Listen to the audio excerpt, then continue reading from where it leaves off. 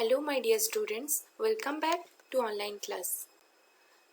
Today we are going to discuss the next revision class of this chapter NCERT book Science Sorting Materials into Groups. Today we are going to recapitulate the properties of materials. As you know that each materials has its own properties that may differ from others. However, some properties may be common to one or more materials. Okay. So we have already discussed eight properties of materials. First is the appearance, next state, next then solubility, then ability to float, then transparency, then magnetic properties and conduction of heat, conduction of electricity. These all are the main properties of materials by which we can differ those from others, and these properties may be common to one or more materials. Okay, so first we will discuss about appearance. Appearance means visual look of a material, how it looks like. Okay, so on the basis of appearance there are two more subpoints like roughness.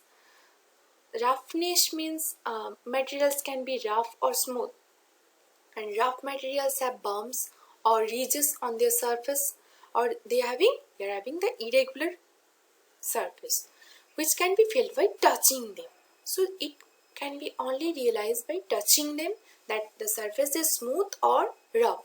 Smooth materials lack those bumps, or smooth materials are having regular surfaces, such as the petals of flowers. These are very smoothly touch, right? Just like those, these are comes to smooth surface, but rough surface you can easily just recognize by touching them. Materials which can be pressed, which can be feel smooth and when touched, such as mirror and things made of metals, whereas the other materials feel rough when touched. For example, a piece of stone, then the bark of tree. This all comes under the rough surfaces. Okay. So next comes to luster. Luster means the appearance that is very shiny. So luster is the sign of a material. All metals in a pure state are shiny and said to possess luster. So metals having the characteristics to possess luster. This property of metal is widely used for making jewelry and other decorative articles. Due to this lustrous property, metals are mainly used for making jewelry, so that it is fascinating to everyone, and it is also used in decorative articles. Materials like gold, silver, bronze have luster. Okay, so metals have luster while non-metals generally have no luster. Okay. Next comes to states of matter, that you have already learned in class 5, that how what are the main state of matter, mainly solid, liquid, gas. Now in class 6 you will learn in more detail what are those three states and what are the main differentiating points of these three states. So on the basis of the properties, solid, liquids and gases can be differentiated from each other. On the basis of mass, as solid occupied the at particular space, so it having a definite mass, and liquid also having definite shape, and gases also definite. Okay, shape is also definite in solid, and liquid is acquires the shape of the container where it is being kept. Okay, and gases acquires the shape of the container where it is being filled. Next comes to the properties volume, where here the solid volume is fixed, liquid volume is also fixed, but gases is indefinite. Okay. Next comes to compressibility. Compressibility, that is not possible in case of solid, and liquid it is almost negligible. Okay, and in case of gas, it is highly compressible. Okay. Fluidity. Fluidity means the possibility or the ability to flow. This is not possible in case of solid, it is having a fixed shape. But liquids, they can easily flow. Gases also can flow.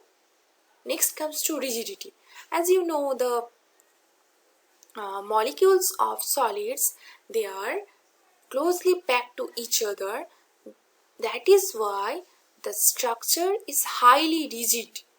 But liquids, the molecules are less closely packed than that of the solid materials. That's why it is less rigid. But in case of gases, the molecules are far apart from each other. That's why the rigidity is not found. Okay. Next come to diffusion. As you have already learned that the molecules are very closely packed to each other in case of solid. That's why diffusion, how diffusion can take place? Diffusion takes place when the particles or the molecules are far apart from each other. Then only this can be takes place. But in liquids, diffusion is fast, as there is a medium, it is water, and the molecules are just not closely packed each other, they are spread from each other. But in case of gases, the molecules are far apart from each other. That's why they can easily diffuse, and the diffusion process is very fast in case of gaseous. Okay. Next comes to space between particles. As you have already learned, the structure of solid is very highly rigid. That's why the space between particles is almost almost there is no such space between the particles. That's why the structure is mostly closely packed. And liquids, that is less closely packed, and gases least closely packed. Okay. Next comes to interparticle force, means force between two particles. That is, in case of solids, that is the strongest interparticle force, but in case of liquids, that is slightly weaker than that of solids. And in gases, the interparticle force is negligible. Okay. Today up to this. In next class, we will discuss some more properties of materials. Okay.